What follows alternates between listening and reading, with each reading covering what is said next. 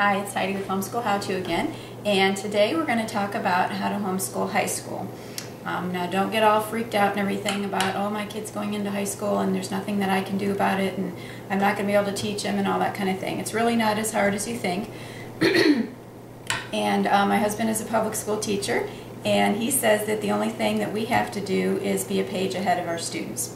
So just kind of keep that in mind, and we'll go through a bunch of things here. If you have any comments or anything, put those at the bottom of the video there. If you have anything that you still want to know after this video is over that you didn't catch or whatever that you need to hear that I didn't cover, let me know. And then you can also sign the email list on my website, and I'll share comments and information there that I don't share anywhere else. So on to high school. Basically, you just kind of want to have a plan. Sometimes when you're getting close to where they might want to get into college, you'll want to have a plan of what you want to do after college. But for right now, for high school, just look at the plan for your state. Like, do they have to have 4 years of language arts, 3 years of math, 3 years of social studies? Just figure out what it is that they have to have for the requirements, and then you can just sort of fill in from there. And there's lots of information that you can get on the internet. There are lots of curriculums that you can purchase. There's lots of ways that you can do it through a literature-based program, all kinds of internships and things like that that you can do. So, don't freak out about it. If you have subjects that you think are too tough, like I cannot teach biology, or there's no way I'm going to be able to teach upper level math or that kind of thing, don't worry about that, because the things that you can do for that is that you can either get a tutor, which doesn't have to be expensive. It could be just some high school student that enjoys doing that kind of stuff. Don't think that it has to be very expensive.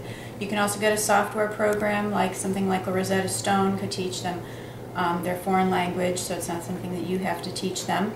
You could take a college course through a local community college or something like that, and that could be their high school credit also. You could get some kind of video lecture or a course that you could do online that the student could do that tough subject and have someone else that maybe would help them with it.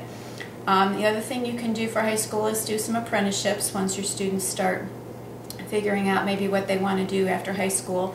They can also get into apprenticeships, and those are some things that you can use towards high school credit too. If maybe they're helping someone work in a science lab, then that can be used for science credit and things like that.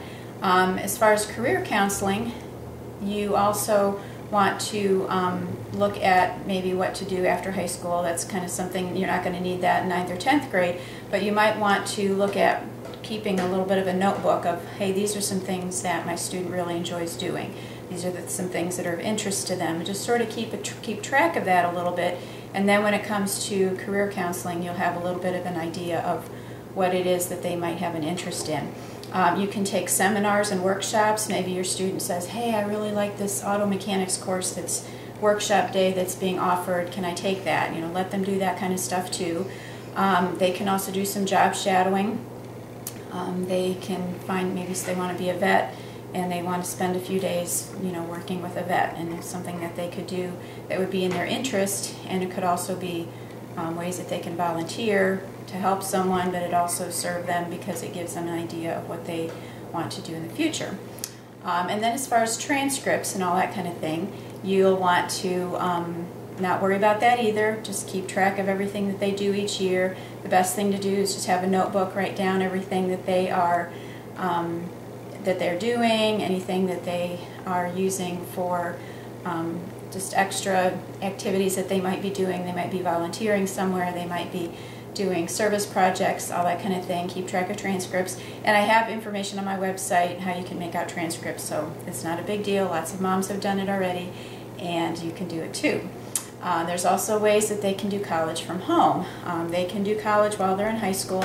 I know that in Ohio next year they will be able to have post-secondary classes for homeschool students. Right now it's only been for public school students, which a couple of my daughters took advantage of that and got a free year of college.